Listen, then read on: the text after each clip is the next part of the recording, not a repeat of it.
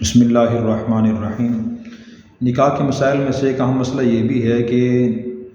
جو مرد عورت آپس میں نکاح کرنا چاہیں تو وہ نکاح سے پہلے کیا ایک دوسرے کو دیکھ سکتے ہیں یا نہیں۔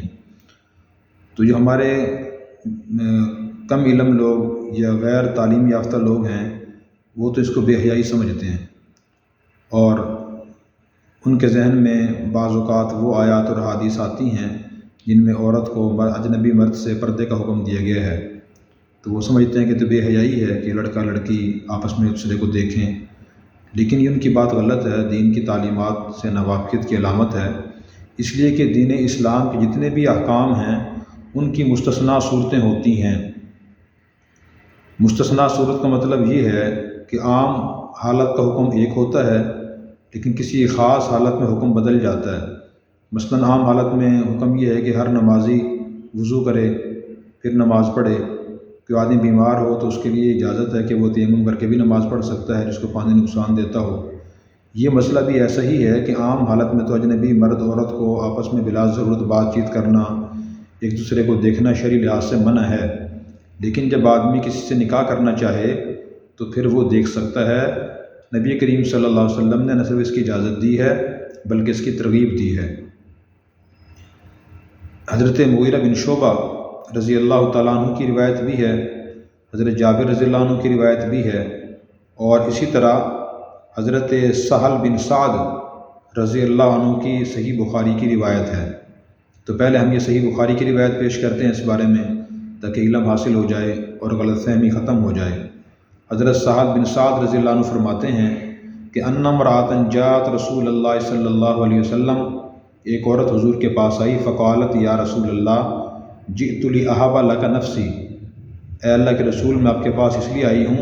تاکہ میں اپنی ذات آپ کو ہبہ اور گفٹ کر دوں،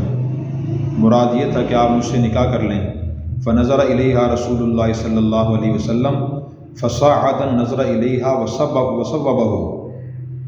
آپ صلی اللہ علیہ وسلم نے اس کی طرف نظر اٹھا کے دیکھا، دیکھیں آپ ایک عورت کو دیکھ رہے ہیں، اور پھر آپ نے نظر اوپر اٹھائی اور اسے مکمل دیکھا، وصوبہ، اور اس کو درست سمجھا، ثم طأطأ رأسہ، پھر آپ نے سر جھکا لیا، فلما رأت المرأة أنه لم يقض فيها شيئا جلست، جب اس عورت نے دیکھا کہ حضور نے میرے بارے میں فیصلہ نہیں فرمایا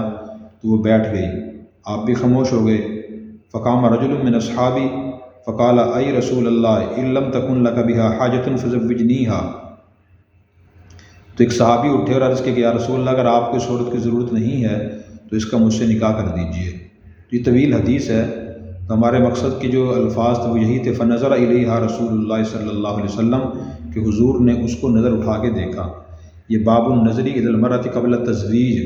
یعنی شادی سے پہلے عورت کی طرف دیکھنے کا باب ہے، اس میں یہ صحیح بخاری کی حدیث ہے کتاب النکاح میں۔ اسی طرح مغیرہ بن شعبہ رضی اللہ عنہ کی حدیث یہ ہے کہ وہ کہتے ہیں خطبت امرأۃ،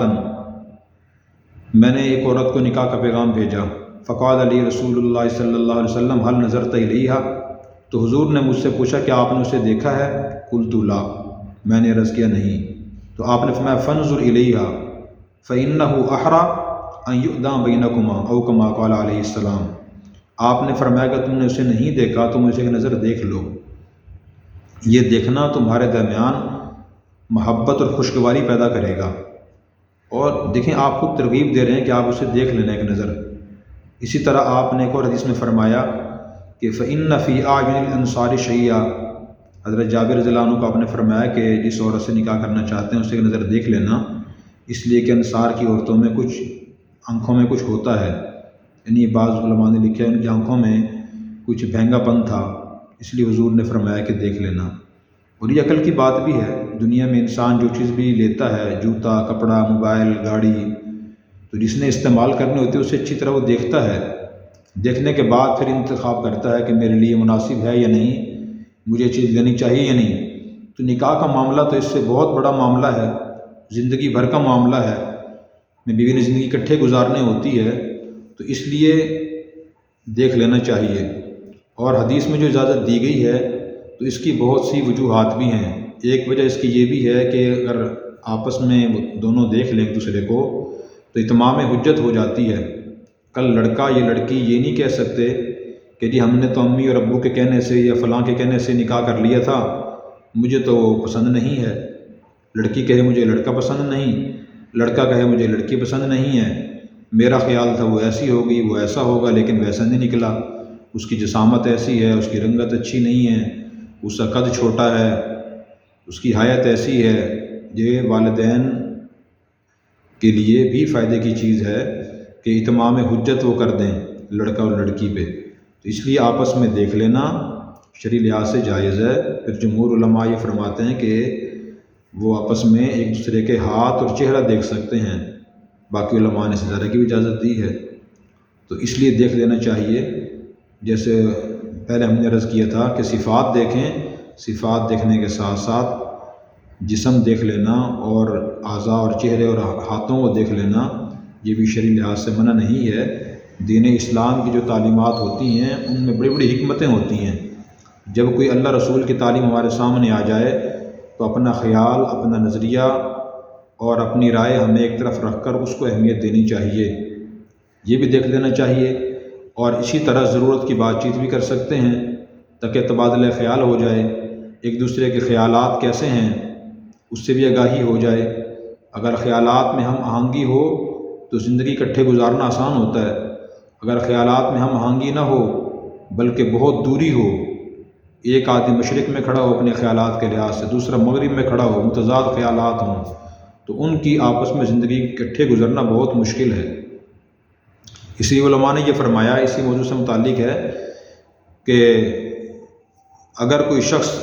غیر مسلم ہے لیکن با اخلاق ہے تو زندگی اس کے ساتھ تو گزر سکتی ہے، لیکن دوسرا شخص مسلمان ہے، مومن ہے، لیکن بد اخلاق ہے، زندگی اس کے ساتھ نہیں گزر سکتی۔ اس لیے آپس کے خیالات کو دیکھنا بھی ضروری ہے تاکہ بعد میں موافقت ہو سکے، زندگی آسانی سے گزر سکے۔ تو خلاصہ یہ ہوا کہ جی نکاح سے پہلے مرد عورت کا آپس میں ایک دوسرے کو دیکھ لینا بہتر ہے، شرعی لحاظ سے ناجائز نہیں ہے، تاکہ آپس میں انسان صحیح فیصلہ کر سکے اور بعد میں اسے کوئی پریشانی نہ ہو کہ میں نے یہ فیصلہ جو کیا ہے وہ غلط کیا ہے، میں نے یہ چیز نہیں دیکھی تھی، تو پہلے ہی دیکھ لیں، جو پسند اور ناپسند کرنی ہے وہ پہلے ہی کر لیں، بعد میں پریشانی نہ ہو۔ اللہ تبارک و تعالی ہمیں دین کو سمجھ کر عمل کرنے کی توفیق عطا فرمائے۔